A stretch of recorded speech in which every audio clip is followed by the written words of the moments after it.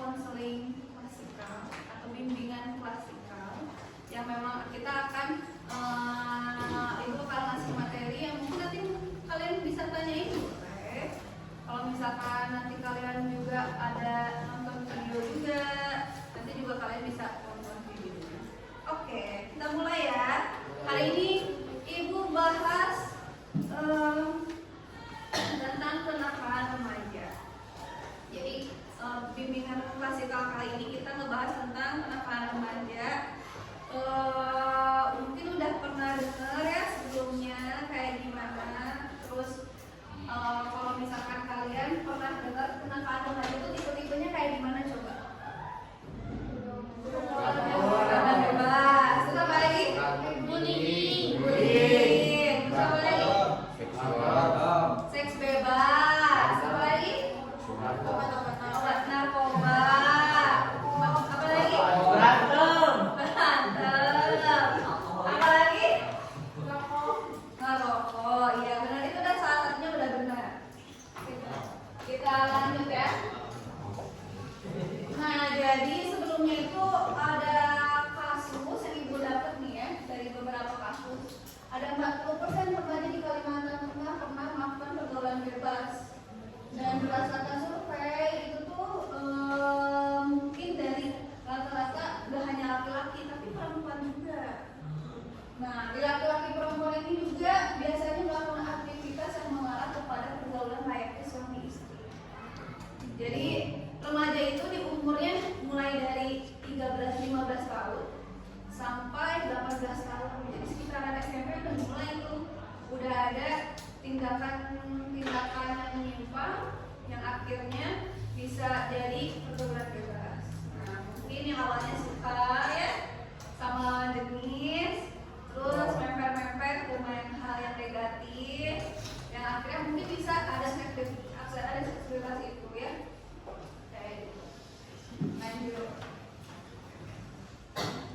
Artinya nih, jadi suatu perbuatan yang melanggar norma, aturan, dan hukum pada masyarakat yang dilakukan usia remaja atau transisi anak-anak ke dewasa. Nah, jadi biasa kan sekarang tuh remaja kalian tuh ya dari di tengah-tengah ya antara anak-anak dan dewasa. Nah, biasanya kan kalian tuh muncul kayak pengen tahu lebih dalam tentang hal yang baru, yang belum dicoba, pengen dicoba, yang sebenarnya kalian belum lakuin pengen dilakuin. Nah, itu tuh ada yang sifatnya positif, ada juga hal yang negatif. Kalau positifnya apa coba? Biasanya kalau kalian di remaja kayak olahraga, yang awalnya enggak jadi suka olahraga, bisa. Coba lagi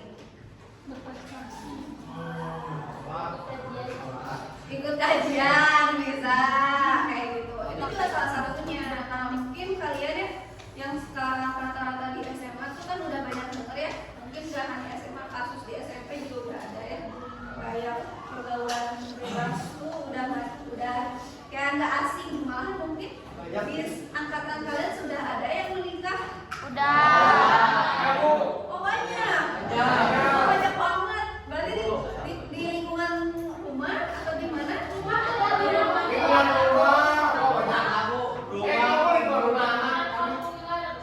Tetangga ada. Teman-temannya sepantaran ada nggak? Oh, udah punya anak. Oh, berarti kalian tetangga dan omnya ya? Iya. Udah sampai segitunya berarti. Lanjut ya. Oke. Jadi biasanya indikasi remaja itu rata-rata tuh yang merah coba kematangan emosi pada remaja itu masih labil. Jadi kan kalian tuh biasanya mudah marah, baperan, nah itu kan labil. Terus kalau misalkan milih keputusan itu suka bingung harus milih apa, belum bisa bertanggung jawab. Nah itu tuh remaja. Jadi kalau misalkan faktor itu sudah muncul di kalian berarti kalian masih remaja. Tapi kalau faktor-faktor yang tadi bilang, misalkan kalian sudah bertanggung jawab, sudah bisa mandiri, sudah bisa mengambil keputusan dengan tepat dan bertanggung jawab, berarti itu sudah dewasa.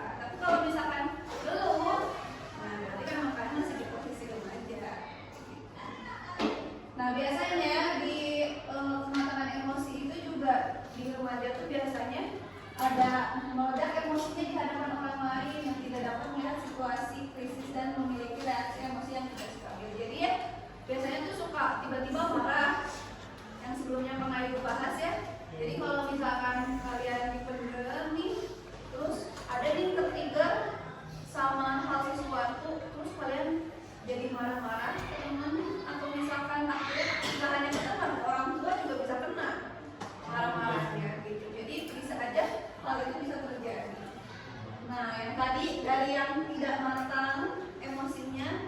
Kalau yang matang ditandai juga dengan bisa mengendalikan emosinya.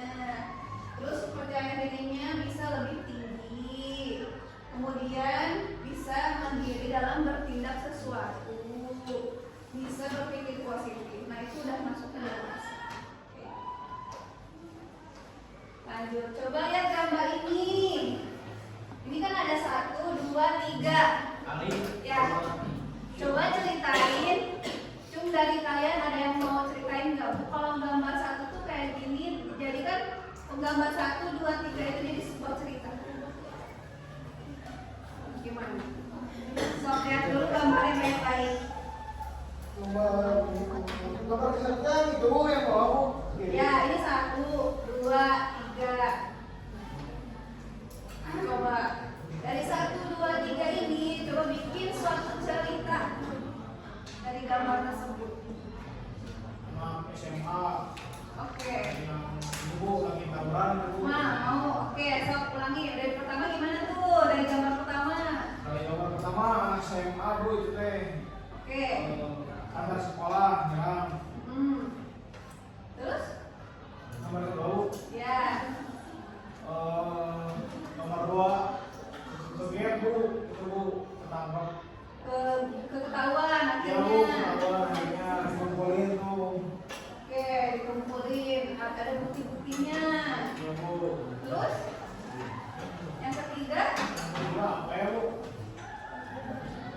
Pada bawa apa ya itu? Telepon. Sih. Nah, tiba-tiba bisa jadi cerita di nomor 3 coba. Malas tengah. Dendamnya dia positif. Nah, satu lagi ada lagi yang mau ceritain bisa sampai nomor 3. 1, 2, 3 itu tuh jadi satu kesatuan ceritanya.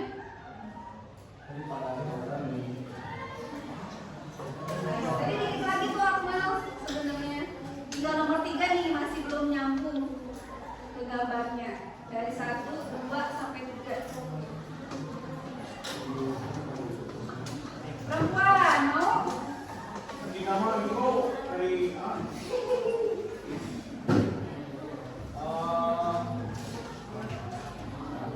Ayo, mau nggak? Ayo, cewek itu perempuan mau?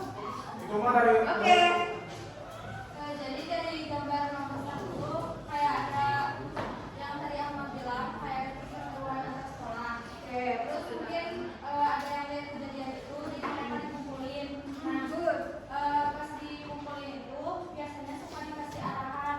Mereka tuh disuruh berubah gitu. Jadi mungkin mereka bisa berubah ke arah yang lebih positif. Misalnya mereka bisa ngikutin kegiatan positif kayak parade antar sekolah daripada saling bikin kekerasan atau penistaan antar sekolah. Oke, good. Tepuk tangan. Nah, itu maksud ibu. Jadi dari 1,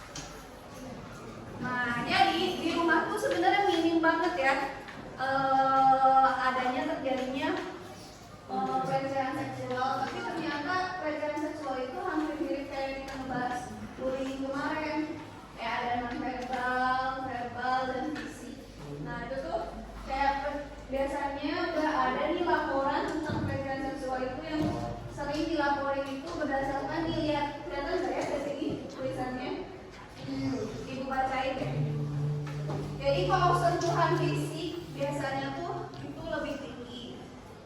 Kalau misalkan penyebaran gosip itu 18,9. Terus komentar berkonten seksual itu juga hampir tinggi di 18,2. Nah, terus selanjutnya juga penyebutan nama mengindikasikan homofobia. Jadi kayak kamu mah suka sama ini ya, kamu suka sama itu tuh juga pelecehan. Tapi dan tidak ada bukti.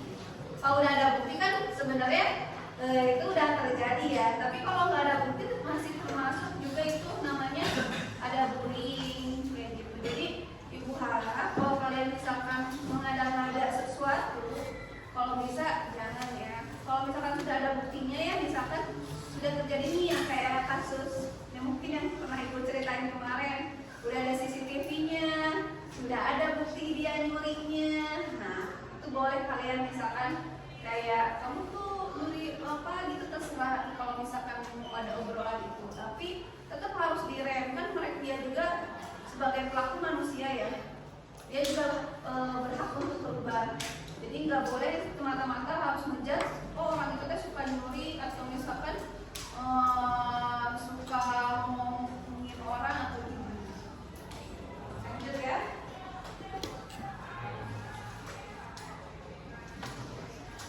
Nah, pelecehan seksual juga tidak memandang baju. Kayak Bu, yang pelecehan seksual itu biasanya kenanya yang pendek-pendeknya roknya. Ternyata Bu, kayaknya yang misalkan kalau yang pelecehan seksual itu rata-rata yang kebuka ininya ya. Enggak juga loh. Yang berkerudung juga kena. Jadi misalkan kayak rok nih, lihat nih. Ini ada yang pakai rok, ternyata lebih tinggi 17% dibandingkan ke hal yang lain. Jadi kenapa sih rok bisa jadi pelecehan juga? Karena mungkin itu dia hasrat orang kan beda-beda ya. Jadi misal mungkin kalau roknya yang tipis, kalau kalian bergerak sedikit, nah mungkin kayaknya agak membentuk. Nah itu juga harus hati-hati ya. Kalau kalian nyari bahan rok, kalau bisa jangan yang kain span gitu loh, yang apa tipis banget. Mendingan kalian cari yang rempel, yang bahannya tuh lebih tebal. Karena kalau misalkan tebal tuh tidak kelihatan nampak banget gitu. Kalau misalkan kalian yang meplak banget, nah itu tuh gak boleh sih kalau bisa. Kan kalau dalam Islam juga kalau misalkan menutup aurat itu semua keseluruhannya harus sempurna. Jangan ada yang terlihat membentuk seperti itu.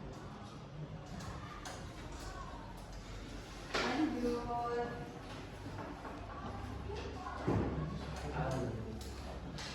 Nah, cara untuk menghadapi pelecehan seksual. Pertama, minta bantuan orang sekitar. Kalau bisa, kalau kalian bisa lawan, kalian teriak aja.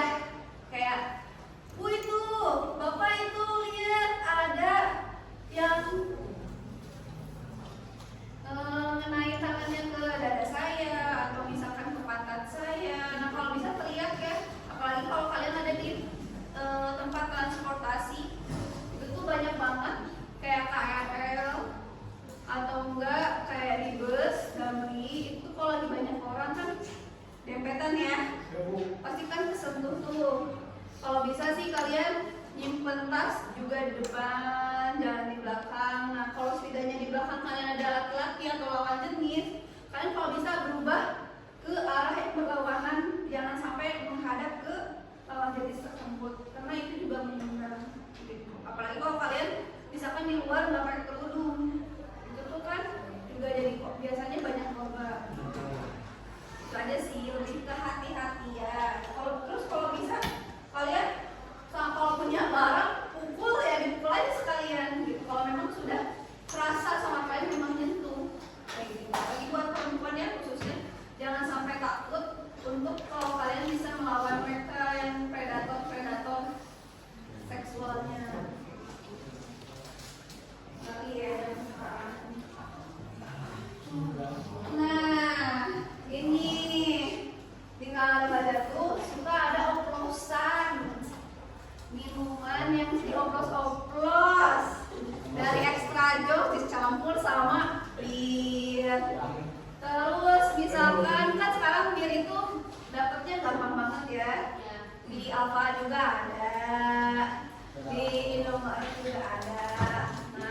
gampang diakses sama di umur kalian. Kalau di luar negeri kan sebenarnya harus terbatas usia ya.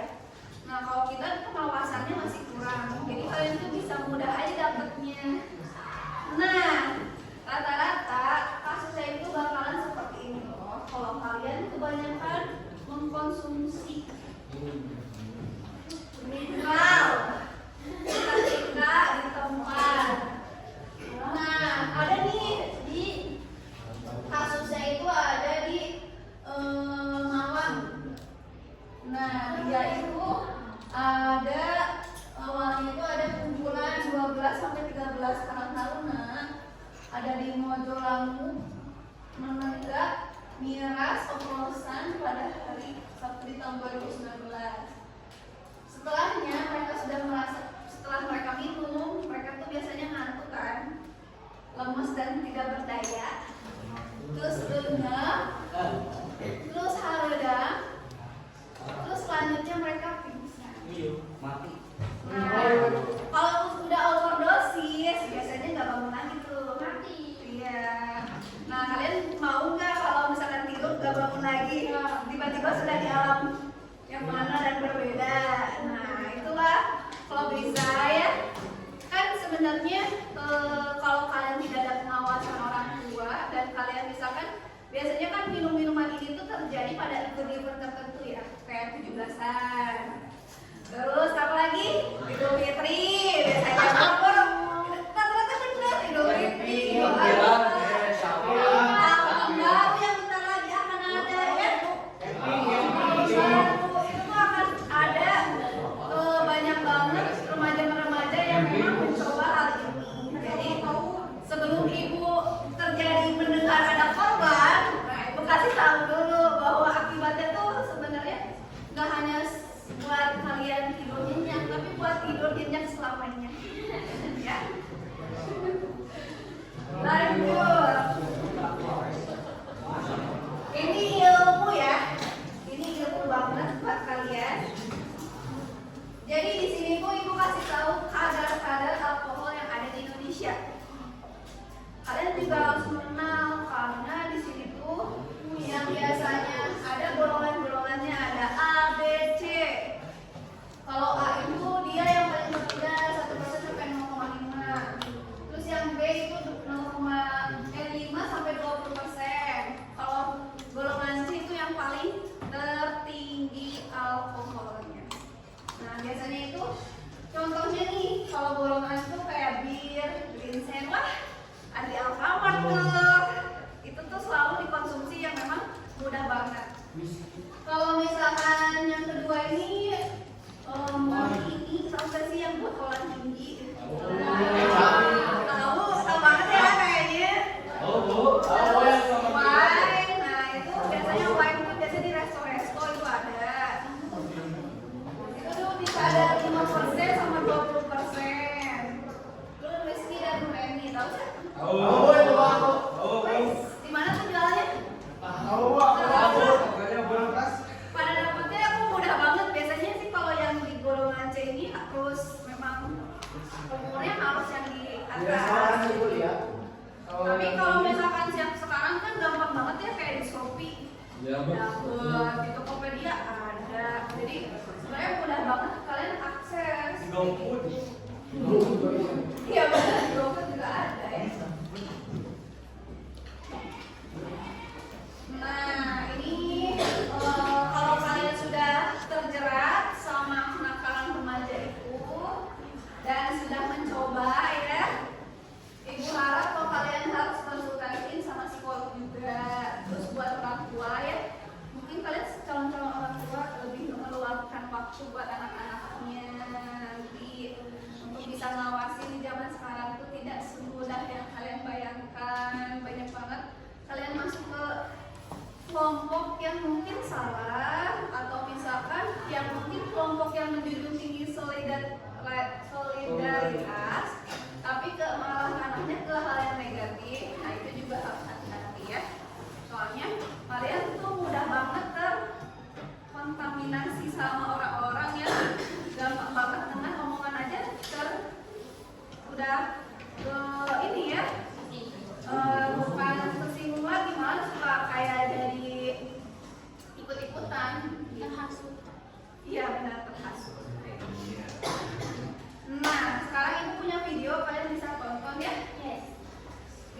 ngantuk.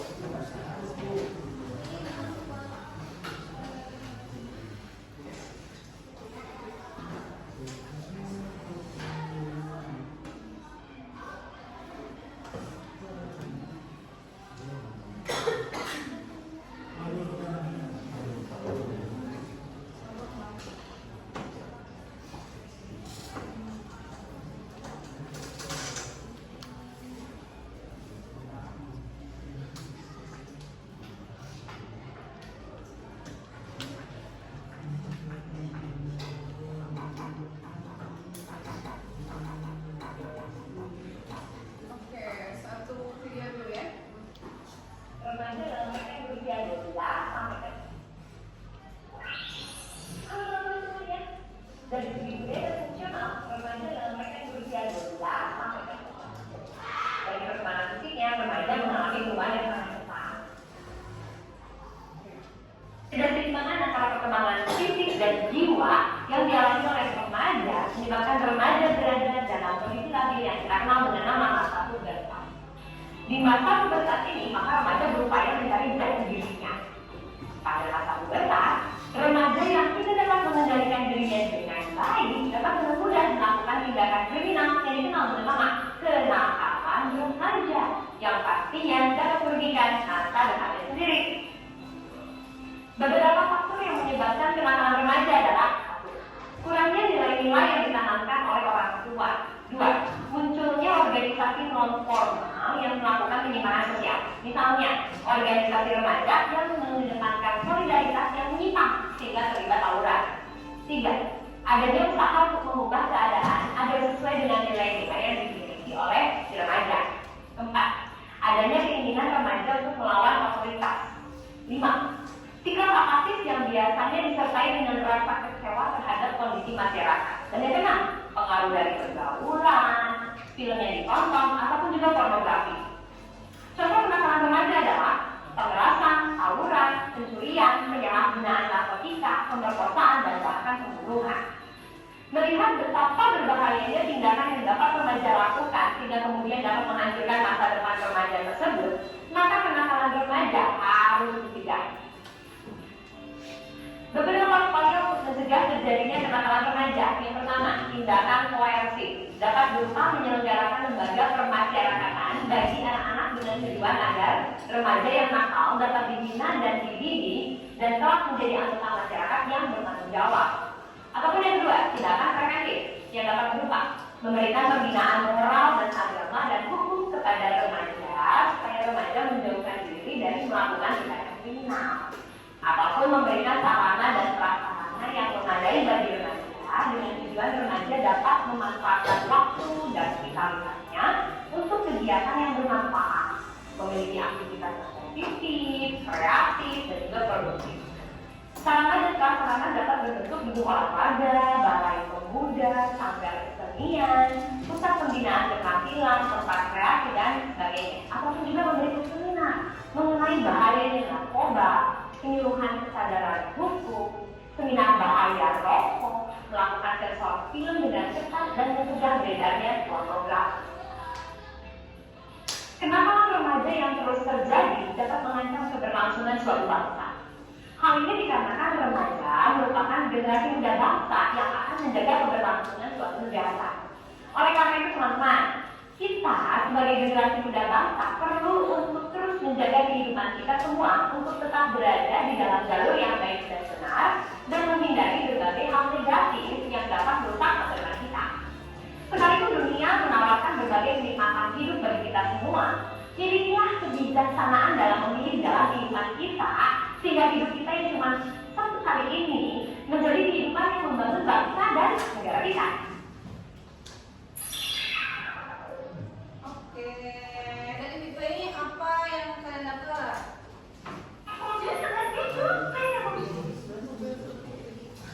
Satu lagi ya.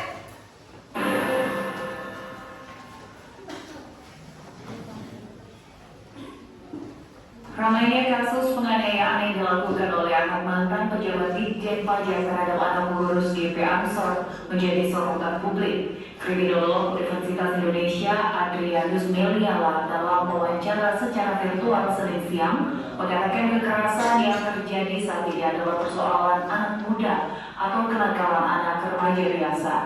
Namun yang disesalkan adalah ketika kenakalan remaja ini berubah menjadi tindak kejahatan. Adrianus menilai tindakan kekerasan ini sudah masuk dalam tindak pidana karena merupakan perkelahian orang dewasa, ada pelaku dan ada korban. Melihat kondisi korban saat ini, dirinya berharap agar kasusnya dapat diselesaikan secara hukum hingga korban sembuh dan dapat memberikan keterangannya. Jadi tidak tepat bicara untuk damai dalam hal ini, karena pasti kalaupun dia tidak damai pun dia pasti tidak dalam situasi sehat, ya. Sebagaimana layaknya semua orang itu harus dalam posisi sehat ketika memberikan satu keterangan keputusan khususnya yang berakibat serius bagi dirinya.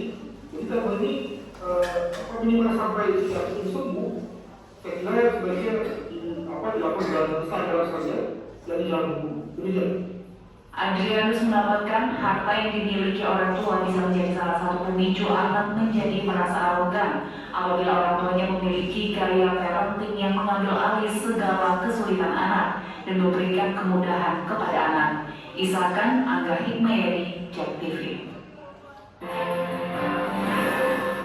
Oke, udah pernah dengar kasus yang ini? Bravo. Apa yang kalian tahu tentang kasus itu? Apa coba? Masih ingat gak kasusnya? Awalnya kayak gimana bisa ada terjadi pukulan? Tahu gak kasusnya? Yang David sama siapa ya? Oh iya, Mario Dandi, betul.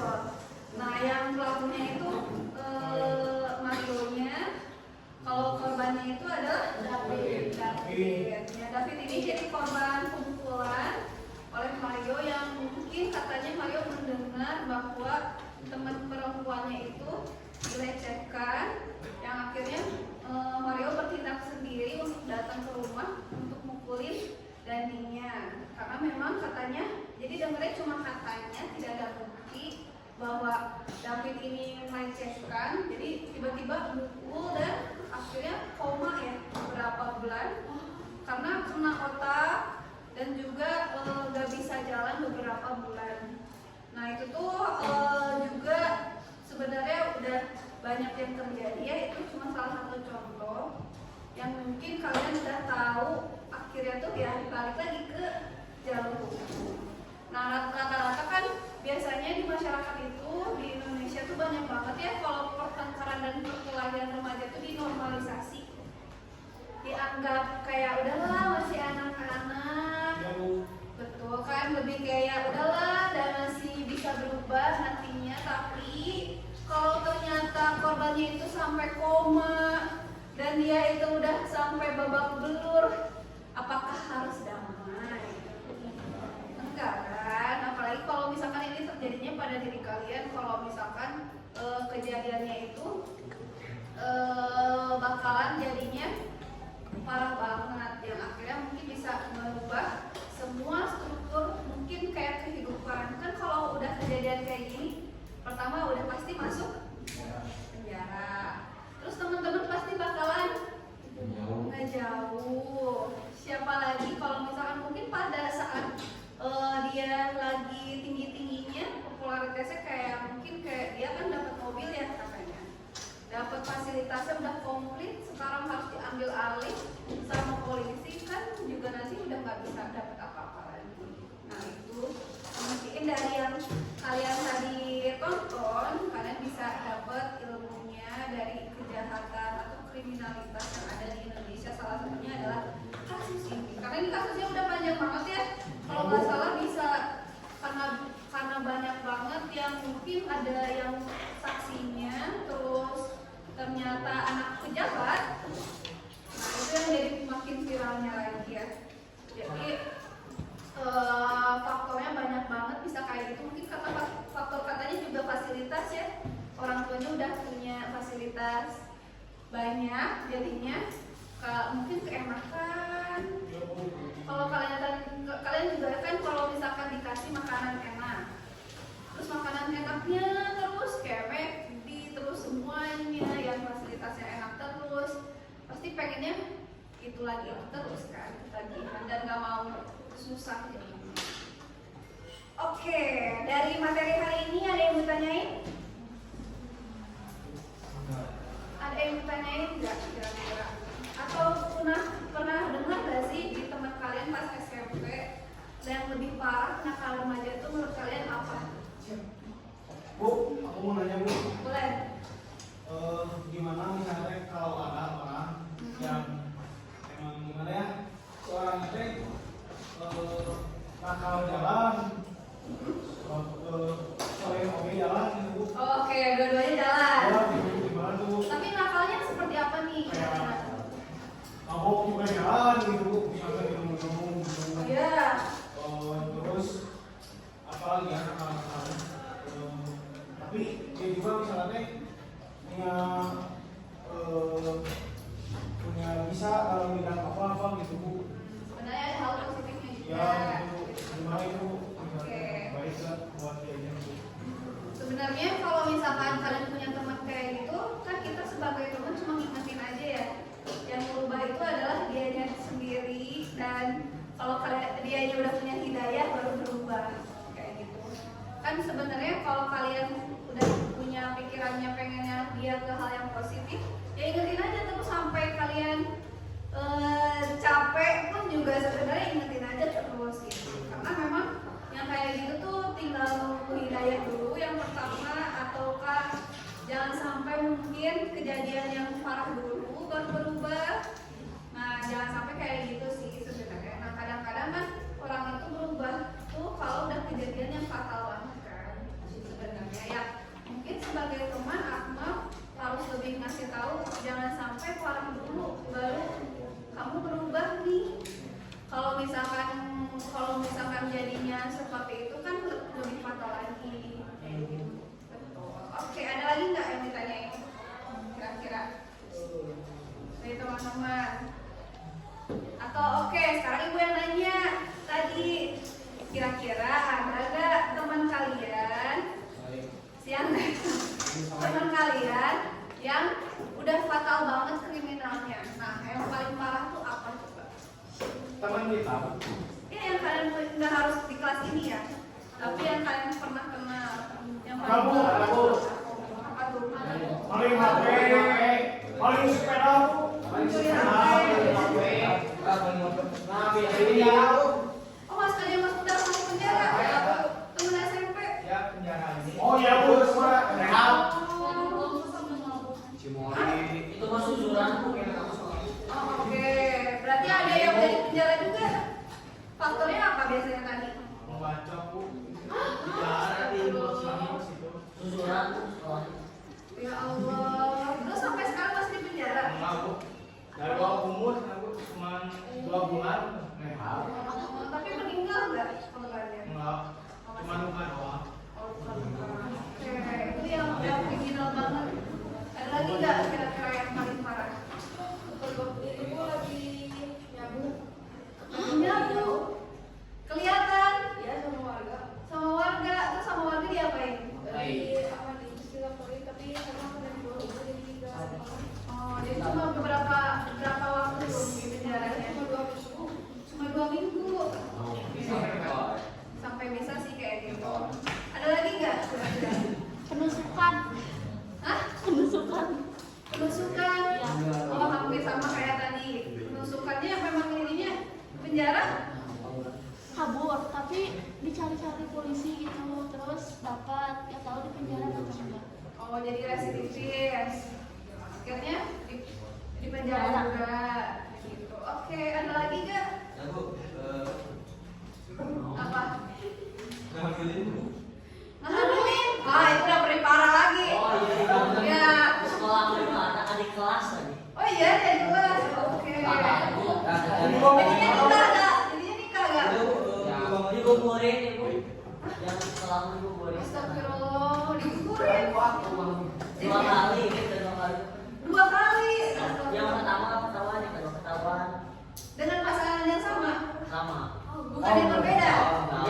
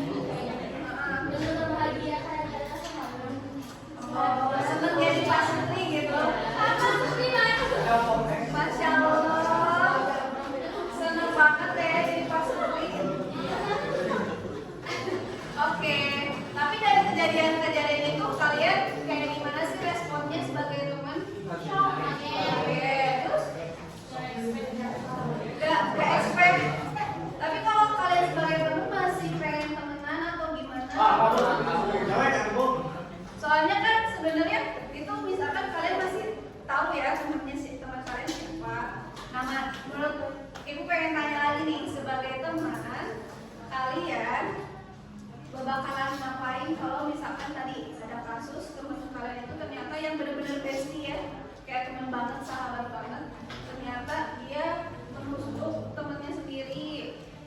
Terus ternyata ngehamilin. Terus terganti lagi tadi ada kasus narkoba.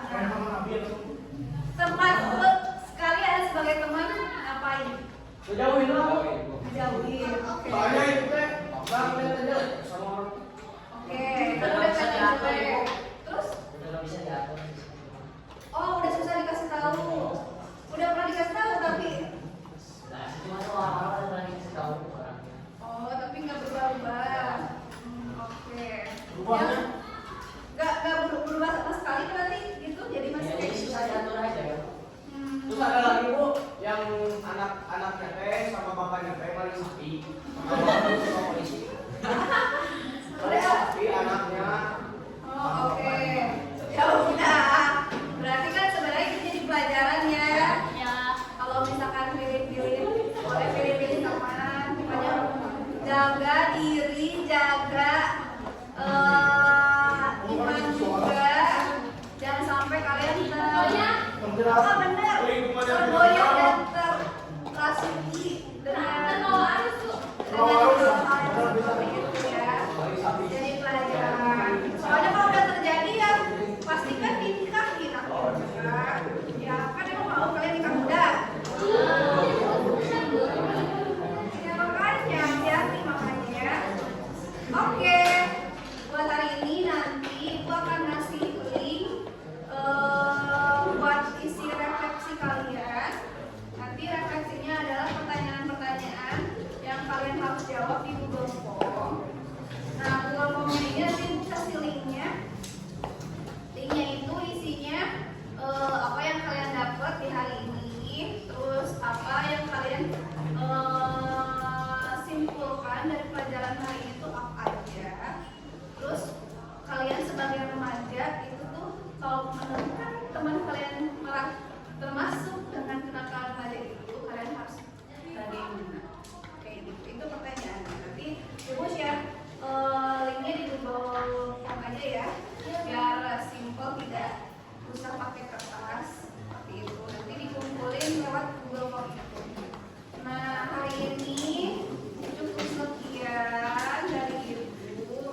Terima kasih banyak sudah mendengarkan materi hari ini. Ini enggak happening banget enggak sih materi hari ini? Happy banget tuh. Aku banget. Banget. Semoga materinya bisa dapat pencerahan ya buat kalian. Dapat Pencerahannya buat kalian. pencerahan dan juga ilmu yang sudah nyoba-nyoba yang tadi kita udah bahas, pernah nyobain minumnya, sudah pernah nyobain obatnya. Ibu wanti-wanti ya, kalau kalian sudah nyoba sekali itu tuh bakalan ketagihan. Jadi ibu harap kalian udah nggak usah nyoba-nyoba lagi, ataupun misalkan kalian